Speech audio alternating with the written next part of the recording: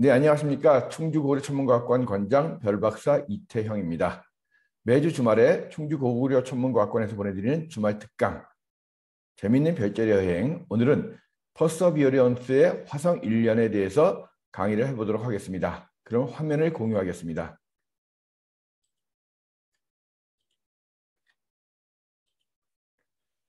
네, 퍼서비어런스 화성 탐사 로버 퍼서비어런스가 화성에 착륙한 지 벌써 1년이 지났습니다. 그동안 화성에서 퍼서비어런스가 어떤 활동을 했는지, 그리고 퍼서비어런스의 목적과 그동안에 어느 정도의 목적이 달성됐는지 그런 것에 대해서 좀 알아보도록 하겠습니다.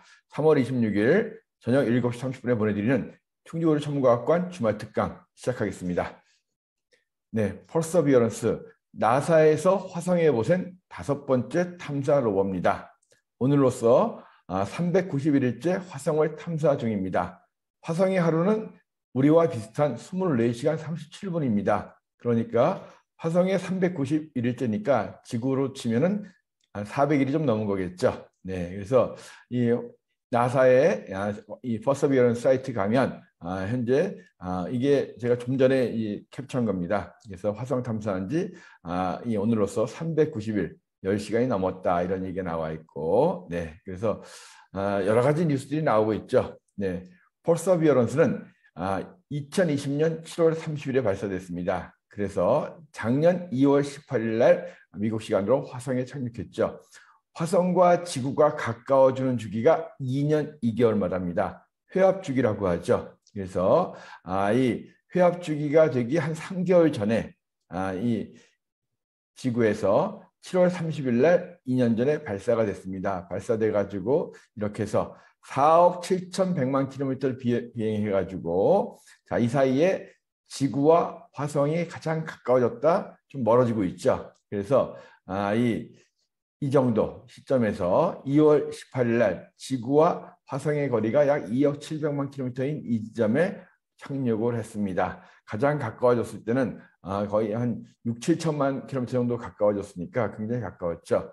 그리고 올해가 사실 또 다시 또 2년 2개월마다 화성과 지구와 가까워지는 시기입니다. 그래서 또 올 가을쯤 되면, 자, 2년 2개월이니까 올 가을쯤 되면 또 다른 화성 탐사선들이 발사가 될 예정이었습니다. 근데 현재 이 우크라이나 전쟁으로 인해서 정확히 발사가 제대로 될지는 아직은 미정입니다. 좀 더 지켜봐야 될 것 같고요. 자, 퍼서비어런스 화성 착륙 2021년 2월 19일 새벽 5시 55분이었습니다. 자, 이 시간에 우리 시간으로 이 시간에 착륙을 한 거거든요. 자, 착륙할 때 내려가면서 이렇게 이 사진을 찍은 거고, 또 이것은 이 퍼서비어런스가 화성에 착륙해서 최초로 보내온 사진이 되겠습니다. 착륙할 때 공포의 7분이다 이런 이야기 있었죠. 그래서 이 화성상공 140km에서 7분 동안 이 화성까지 날아간 탐사선에서 여기에서 이제 퍼서비어런스가 낙하산을 타고 내리면서, 자, 굉장히 2000도 이상 가열되기 때문에 이때 이제 이 가열을 막기 위한 이 판을 갖다 놓고 이 열을 갖다 차단막을 놓고 나중에 차단막이 분리가 되고, 그리고 엔진 역추진을 해가지고 화성에는 공기가 지구의 1%밖에 안 됩니다. 중력 그냥 공기 저항이 없기 때문에 역추진을 하게 되고, 그리고 마지막 순간에는 이렇게 크레인으로 쭉 내려가지고 소프트 랜딩, 부드럽게 이 퍼서비어런스가 착륙을 했습니다. 그래서 상당히 쉬운 것 같지만 아직까지 사실 유럽에서도 화성 착륙을 못하고 있거든요. 미국 다음으로 화성 착륙에 성공한 나라는 유일하게 올 봄에 중국의 탐사 로버가 착륙한 것이 처음이었습니다. 그래서 현재까지는 미국 이외에는 중국이 유일하게 화성 착륙에 성공한 나라가 되겠습니다. 자, 이 퍼서비어런스가 착륙한 것은 이 화성의 예제로 크레이터라는 곳입니다. 예제로는 이제 호수라는 뜻인데요. 그래서 적도에서 약간 북쪽으로, 북이 18도 정도 위에 이 착륙을 했습니다. 과거에 여기 호수가 있던 곳이라고 생각되기 때문에 생명체의 흔적이 있지 않을까 해가지고 이곳에 착륙을 시킨 겁니다. 이 예제로 크레이터 지름 49km 되는 곳이거든요. 자, 여기서 원래 이제 이 퍼서비어런스는 최소한 1년 동안, 화성의 1년 동안, 화성의 1년은 687일이죠. 지구 시간으로 치면 687일입니다. 이 시간 동안에 시속 한 150m 정도로서 탐사할 예정을 가지고 있었습니다. 자, 지금까지 이제 화성에 착륙했던 그런 탐사선들과 로봇들입니다. 이제 지금 이렇게 진하게 칠해진 것들은 현재 활동을 하고 있는 거고, 약간 흐린 것들은 활동이 멈춘 거예요. 그래서 자, 여기 보면 미국 같은 경우에 탐사 로봇을 97년에 소저너, 2004년에 쌍둥이인 오퍼튜니티와 스피릿을 보냈고요. 그 다음에 2012년도에 큐리오시티는 한때 활동을 하고 있습니다. 그리고 2021년에 보냈던 퍼서비어런스. 자, 그리고 퍼서비어런스 착륙하고 얼마 안 돼가지고 중국의 주룡이라고 하는 탐사 로봇가 또 내려갔죠. 중국 같은 경우에는 탐사 로봇과 착륙선 그리고 궤도선을 동시에 성공한 그런 트리플 크라운을 달성했다라고 작년에 굉장히 많이 선전을 했었죠. 그리고 이제 바이킹이라든가 이런 착륙 지점들이 있죠. 자, 그래서 원래 올해 가을에 유럽과 러시아가 공동으로 탐사 로봇을 갖다가 보내기로 했거든요. 엑소마스라는 탐사 계획에 의해서 보내기로 했는데 사실 이 탐사 로봇을 보내는 작업이 유럽 우주국과 러시아가 합작을 하는 거였거든요. 공동으로 작업을 해서 하는 건데 러시아의 로켓을 이용해 가지고 발사를 하고 그리고 이제 이 착륙선하고 로봇 같은 경우는 이제 또 유럽에서 같이 만들어 가지고 하는 부분인데 지금 유럽과 러시아가 공동 작업을 안 하겠다라고 선언을 했습니다. 그래서 올해 가을에 발사해야지만이 2023년도에 도착을 하는데 한 6개월 걸리거든요. 이것이 현재로서는 아마 예정대로 발사가 안 될 것 같다. 이번에 발사가 안 되면 또 2년 2개월을 기다려야 되니까 그러니까 2024년 겨울쯤에나 발사가 가능할 것 같다. 이런 생각이 들고 있습니다. 자, 이 퍼서비어런스는 나사의 5번째 탐사 로봇이라고 말씀드렸었죠. 자, 소저너, 오퍼튜니티, 스프릿, 그 다음에 큐리오시티, 그 다음에 퍼서비어런스 이 두 개는 활동하고 있고요. 소저너는 이 97년도에 착륙해가지고 화성일로 한 95일 정도 활동하면서 한 100m 정도밖에 진전을 못했습니다. 그래서 그 다음에 통신이 두절되고 고장난 것 같은데 이 오퍼튜니티는 굉장히 오랫동안 활동을 했죠. 화성 날짜로 5,352일, 화성의 횟수로 8년 이상을 갖다가 활동하면서 45.16km를 움직였습니다. 스프릿 같은 경우에도 2,208일 동안 이제 화성에서 약 3.3년 동안 이제 이 활동을 했고 7.7km. 그러니까 오퍼튜니티가 굉장히 최근까지도 이제 활동을 했었죠. 그래서 한 2년 전쯤에 이제 모래폭풍으로 인해서 거의 작동을 안 하는 이 태양 전지로 움직이기 때문에 작동을 멈췄던 그런 소식이 들려왔던 것이 기억이 납니다. 큐리오시티 같은 경우에는 이제 여기는 큐리오시티부터는 이 태양 전지가 아니라 이제 핵 전지로서 움직이기 때문에 좀 더 활동을 오래 할 수 있는데 자, 지금까지 3,424일, 그러니까 화성 횟수로 5년 정도를 갖다가 이 활동을 하고 있습니다. 현재 27.14km를 움직였고 지금도 계속 활동을 하고 있습니다. 퍼서비어런스는 이제 현재까지 390일 이상을 탐사를 했고 6.58km 정도를 갖다가 이제 활동을 했습니다. 그래서 앞으로도 이 퍼서비어런스 같은 경우는 계속적으로 활동을 할 것 같죠. 자, 제 얼굴이 자꾸 가리는데요. 자, 이 현재 5개의 이 탐사 로봇가 미국에서 보냈고 물론 중국이 보낸 주룡도 있지만 주룡을 빼면 5개인데 소저너서부터 점점 크게 커졌죠. 그래서 큐리오시티하고 퍼서비어런스는 거의 크기는 같아요. 거의 같은 크기고 무게만 좀 다릅니다. 거의 이제 예산을 절감하기 위해서 큐리오시티의 그 모형을 그대로 썼기 때문에 거의 같은 크기예요. 그래서 자, 퍼서비어런스 같은 경우에는 지금까지 390일 동안 6.58km를 움직였다 하는 부분이고 그래서 착륙 지점에서 자, 그러니까 이 착륙 지점에서부터 남쪽으로 쭉 좀 탐사들을 했어요. 그래서 지금 남쪽으로 탐사를 했고 앞으로 예정으로는 이렇게 위쪽으로 해서 이 북쪽으로 해가지고 이렇게 돌아서 자, 이 뭐 삼거리, 그러니까 세계 나라는 이 지역 삼각주가 있고 하는 곳인데 여기까지 갈 거다라고 이제 계획을 하고 있습니다. 자, 그래서 이거는 이제 362일째에 나왔던 부분이고 현재는 이제 390일 동안 활동을 했습니다. 그래서 역시 나사의 이제 이런 사이트에 가보면 이렇게 계속적으로 움직임이 나와요. 현재 위치가 퍼서비런스의 위치가 나옵니다. 그래서 혹시 위치 궁금하신 분들은 이렇게 나사의 사이트 들어가셔가지고 이 퍼서비런스의 위치 같은 거 확인해 볼 수 있을 겁니다. 그래서 이건 확대도 되고 축소도 되거든요. 예제로 크레이터에서 현재 이 활동을 하고 있고, 그래서 이제 앞으로 쭉 해가지고 삼각주 정도까지 이제 이동할 것 같습니다. 자, 퍼서비어런스는 기본적으로 큐리오시티와 크기가 같아요. 그래서 이 폭이 2.9m, 길이가 2.7m, 높이가 2.2m입니다. 그래서 예산 절감을 위해서 큐리오시티의 그 틀을 거의 그대로 쓰고 있거든요. 그리고 이 퍼서비어런스, 인내라는 이름이죠.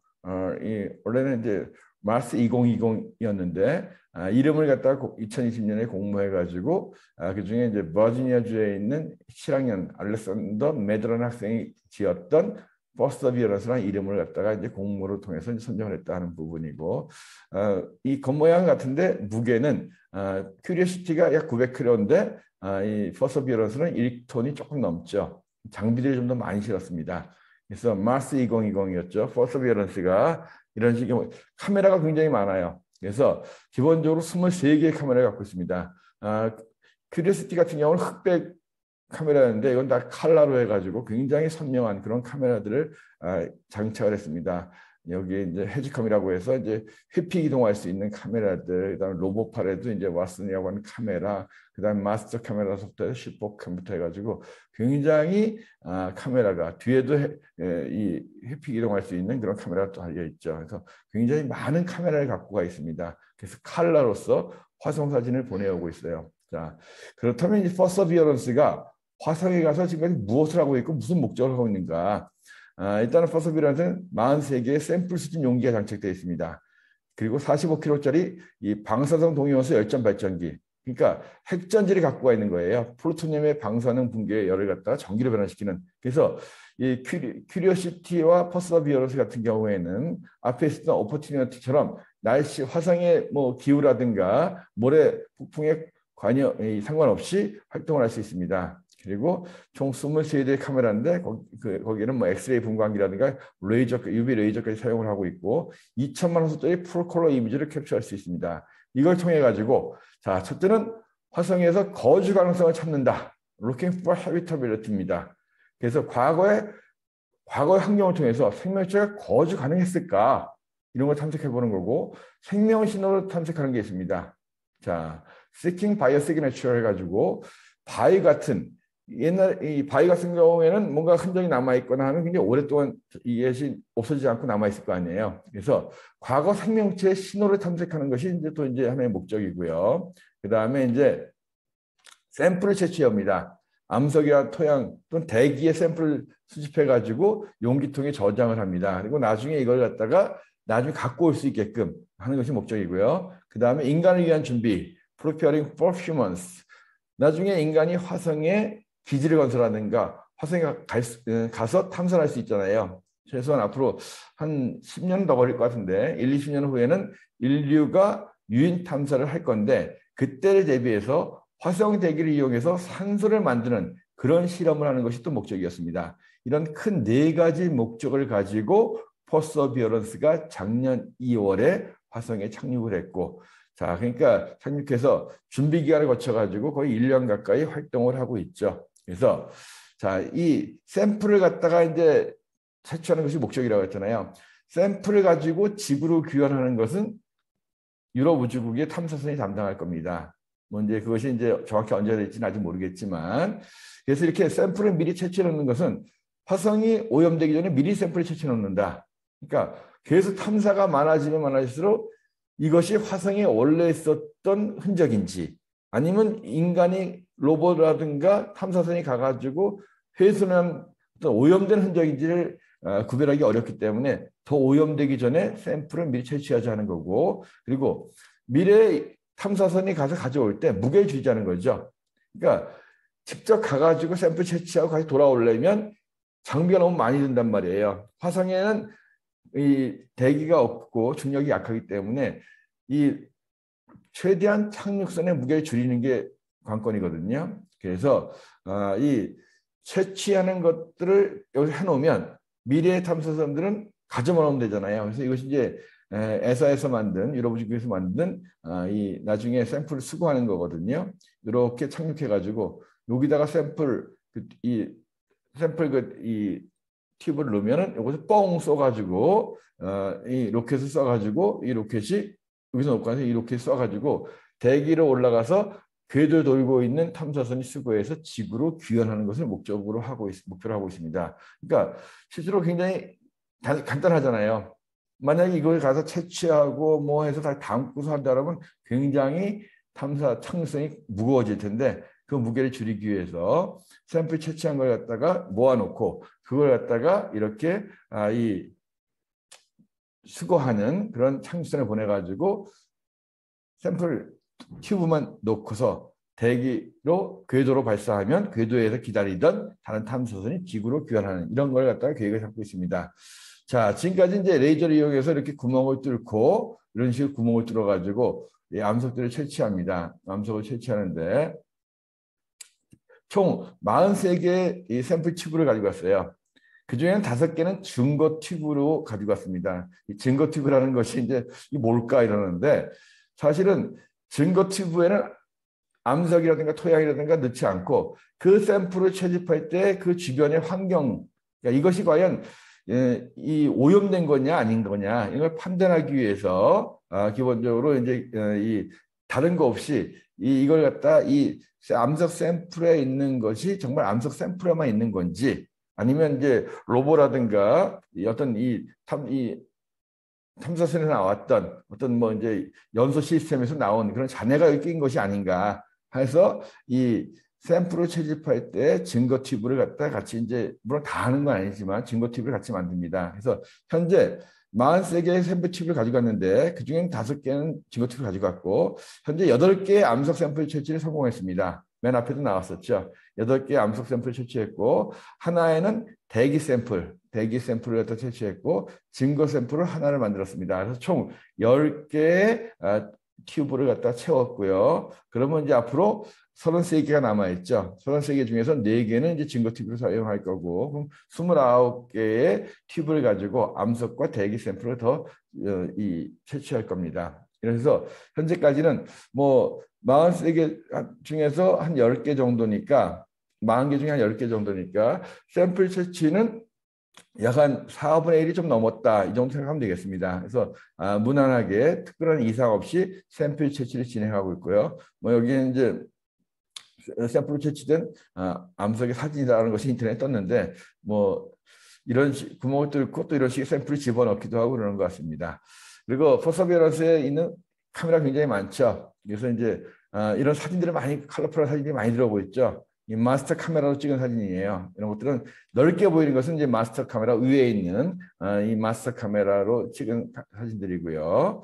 그다음에 대기에서 태양의 움직임들을 볼 수가 있어 태양을 찍는 이런 카메라도 있습니다. 그리고 이제 회피 기동을 하기 위한 헤지컴이라고 있었는데 좌우에 있는데 이런 것들을 또 이제 가면서 아래쪽에 찍는 거니까 헤지컴으로 찍은 이런 사진들. 그리고 이제 위에 또 있는 슈퍼컴으로 찍은 그런 사진도 있고요. 그리고 이제 로봇팔에 있는 왓슨이라고 하는 또 카메라로 찍은 이런 사진들. 그래서 탐사 활동하면서 굉장히 컬러풀하고 고해상도의 사진들이 많이 들어오고 있습니다. 근데 기본적으로 아직까지는 이런 사진들을 통해서 화성에 생명체가 있었다. 뭐 이런 식의 흔적은 없어요. 샘플 채취한 걸 나중에 수거해서 지구로 갖고 와서 이제 판단을 할 건데 현재까지는 이 샘플을 채취해서 튜브에 넣고 그 다음에 이제 사진들을 쭉 찍고 있는데 사진만으로는 특별하게 인공적이거나 어떤 생명체의 징후 또는 과거에 생명체가 살았다 이런 징후는 아직까지 특별하게 발견하지 못하고 있습니다. 이 퍼서비어런스가 활동하면서 또 공동 작업을 하는 것이 이제 인제니어티라고 하는 소형 헬리콥터 드론이죠. 자, 인류 최초로 지구 바깥에서 이 헬기를 날렸다라고 해서 굉장히 이제 아주 많이 메스꺼먼 찾는데요.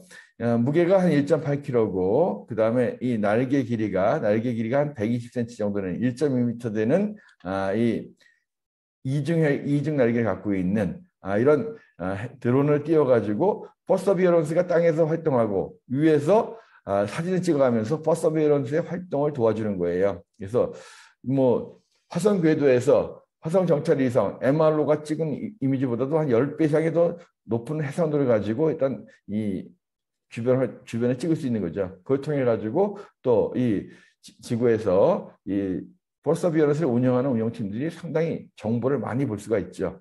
자, 그래서 이런 모습으로 되어 있습니다. 자, 드론 인제니어티라고 하는 이런 드론이거든요. 그래서 뭐 안테나도 있고 그리고 이건 이제 기본적으로 이 충전을 시켜야 됩니다. 태양 충전을 하는데 배터리가 여기 있고요. 뭐 그래서 날개가 굉장히 이중으로 되어 있죠.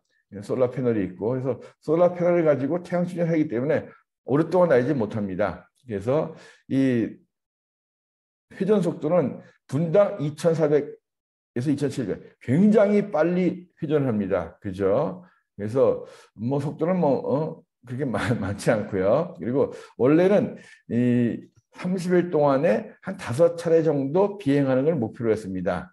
그리고 한 번 비행에서는 약 한 3분 이내고 그 다음에 이제 기본적으로 한 600m 정도까지는 이제 작업 반경으로 생각을 하고 있고 전파가 가능한 것은 한 1km라고 생각을 했고 그리고 고도는 땅에서부터 한 12m 정도 높이로 그리고 이제 가능한 스피드는 이제 수평으로는 초속 10m, 수직으로는 초속 한 3m 정도를 생각하고 이제 개발을 했던 부분입니다. 그리고 이제 배터리 용량 때문에 한 번에 뭐 이렇게 아주 긴 시간 동안 작동을 못하는 거고요. 그래서 날고서는 내렸다가 또 충전을 시키고 이런 식으로 하고 있습니다. 그래서 이 현재 드론 헬기가 현재 이렇게 같이 움직이면서 총 23번의 비행을 했어요. 자, 이 기본적으로 작년 4월 3일 날 첫 비행을 시작을 했거든요. 그래서 이제 그동안에 이제 23번의 비행을 했습니다. 초기에 5번째 이제 목표를 했던 건데 18번에 더 추가를 한 거죠. 그래서 이번 주까지 23번의 비행을 했고요. 총 이동 거리는 5.07km.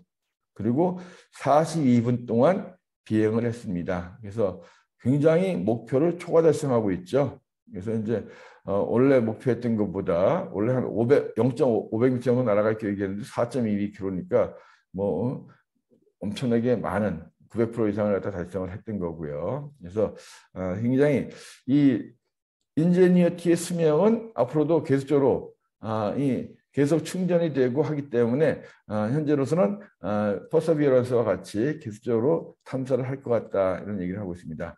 그리고 일단 이 퍼서비어런스의 또 다른 목적 중에 하나가 나중에 인류 거주하기 위해서 산소를 만드는 거였죠. 그래서 여기서는 화성 표면에는 리터당 산소가 지구의 14,000분의 1밖에 안 되죠. 대기가 지구의 1%밖에 안 되기 때문에 그래서 먹스라고 하는 이런 장비를 가지고 시간당 10g의 산소를 생성하게 설계를 했습니다. 먹스는 15kg 정도 되는 장비인데 이 화성의 대기를 800도 온도까지 이제 가열해 가지고 여기서 이산화탄소를 분리하는 거예요. 이산화탄소가 CO2죠. CO2에서 CO하고 O를 분리해서 이산화탄소만의 대기를 배출하고 이제 산소를 갖다가 포집하는 거거든요. 이렇게 하는 건데 이것이 바로 이제 목스라는 기계입니다. 그래서 자, 이 작년에 가가지고 4월 22일 날 1시간 동안에 이제 산소 발생 실험을 한 거예요. 했는데 자, 약 10g은 안 되지만 5.4g의 산소를 생성하는 데 성공했습니다.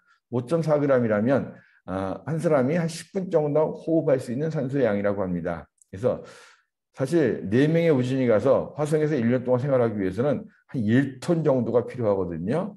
그러면 1시간에 5g이었으니까 2시간이면 10g. 그죠? 그러면 1톤이 되려면 몇 g입니까? 이 돈 1000kg, 이게 1000kg이니까 1000kg. 그러니까 g으로 치면 1000kg. 상당히 안 되네요. 1kg이 1000g이니까 최소한 이 10, 100, 1000, 100배, 100배에다가 또 1000배를 해야 되니까 10만. 그러니까 와, 이 뭐 엄청나게 됩니다. 그러니까 최소한 1, 20만 시간 이상 동안 작동을 해야 되는데 자, 하루가 24시간이니까 화성에서도 하루가 24시간이거든요. 24시간 37분이니까 지금 이 장비 하나 가지고는 도저히 불가능할 것 같습니다. 뭐 하루에 24시간 동안 풀로 작동할 수도 없고 풀로 작동한다고 해봤자 24시간이니까 뭐 10만 시간, 20만 시간을 작동해야 되기 때문에 이 장비를 좀 많이 가지고 근데 일단은 화성의 대기에서 산소를 생성할 수 있다는 것을 실제로 실험을 통해서 입증했기 때문에 충분하게 가능성을 봤다는 거죠. 나중에는 장비를 키운다든가 아니면 또 장비를 많이 가지고 간다든가 하면 충분히 화성의 대기에서도 산소를 만들 수 있다는 것을 이번에 입증했다 하는 부분이죠. 자, 이렇게 해서 이제 이 화성에 가 있는 퍼서비어런스 지난 1년 동안 이 샘플을 채취하고 그 다음에 산소 발생 실험을 성공을 하고 인제니어티와 같이 여러 가지 아주 사진을 찍어가면서 예저로 크레이터에서 탐사를 잘하고 있다 하는 것들 보여드렸습니다. 근데 이제 물론 우리가 기대했던 거는 뭐 생명체의 흔적을 발견했으면 얼마나 좋았겠습니까? 하지만 샘플을 채취하고 나중에 가져와서 분석하는 게 목적이었고 물론 정말 눈에 띄는 정도, 사진에 찍힐 정도의 그런 흔적이 있으면 정말 좋았겠지만 그런 건 아직 없었습니다. 아무튼 앞으로도 퍼서비어런스와 인제니어티가 화성에서 아주 계속적으로 망가지지 말고 오랫동안 탐사할 수 있기를 바라고요. 그리고 이 샘플들도 수거해 올 수 있게끔 또 이제 같은 공조가 잘 이루어졌으면 좋겠습니다. 자, 이제 오늘의 밤하늘에 대해서 한번 살펴보도록 하겠습니다. 자, 오늘 저녁 8시의 하늘입니다. 자, 오늘은 제가 보통 7시 반에 하늘을 설명해 드리는데 오늘 8시 하늘입니다. 왜냐하면 해지는 시간이 많이 늦어졌어요. 오늘 해지는 시간이 6시 49분입니다. 해지고 1시간 정도는 있어야지 별들이 좀 제대로 보이기 때문에 물론 완벽한 하늘이 보이려면 1시간 반 이상을 흘러야 됩니다. 1시간 반 정도 지나는 것을 천문방명이라고 하고 이 천문방명이 아니더라도 1시간 정도 지나면 이제 어느 정도 별들이 웬만큼 보이거든요. 그래서 8시 하늘을 기준으로 이제 했습니다. 그리고 이제 오늘 달은 내일 새벽에 3시 39분에 뜹니다. 그러니까 오늘 저녁에는 달이 없어요. 자, 그러면 북쪽 하늘부터 보겠습니다. 북쪽 하늘을 보면서 방향을 찾아야 된다고 말씀드렸기 때문에 북쪽 하늘 보면 북두칠성이 자 벌써 많이 올라왔네요. 1시에 2시 사이까지 와 있고 카시오페이아는 많이 또 벌써 이 9시에서 8시 방향까지 내려와 있습니다. 자, 여기 당연히 북성이 되겠죠. 그래서 북성을 중심으로 별들은 이런 식으로 반시계 방향으로 움직이고 오른쪽이 동쪽, 왼쪽이 서쪽, 뒤가 남쪽이 되겠죠. 그래서 북두칠성에 있는 이 끝에 있는 두 별, 지극성이라고 하는 두 별을 하나, 둘, 셋, 넷, 5배 하면 북성을 찾을 수 있다 하는 부분이었고요. 자, 그래서 여기다가 이제 다시 선들을 쭉 이렇게 보면 북두칠성은 큰 곰자리의 엉덩이가 꼬리 부분이고 북성은 작은 곰자리의 꼬리, 끝, 그다음에 카시오페이아. 오각형 모양은 카시오페의 남편인 세페우스 왕. 이 사이에 이렇게 용자리가 있고 희미한 기린 자리. 자, 이쪽으로는 카시오페의 사위인 페르세우스, 안드로메다 자리 이런 부분들도 보입니다. 자, 이런 식으로 이제 그림을 얹으면 조금 이해가 되는데 북쪽 하늘에서 북극성이 가장 밝은 1등성은 아니다.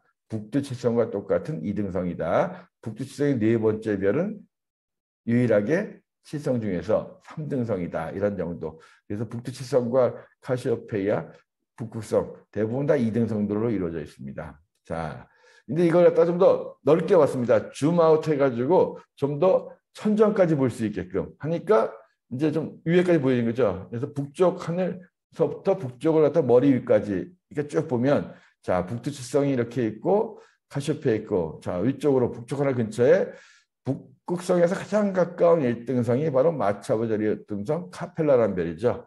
그리고 이쪽으로는 이 황수자리 알데바란도 보이고요. 그래서 이것은 이제 북쪽 하늘을 지평선부터 천장까지 쭉 바라다본 모습입니다. 자, 이렇게 되는 거고요.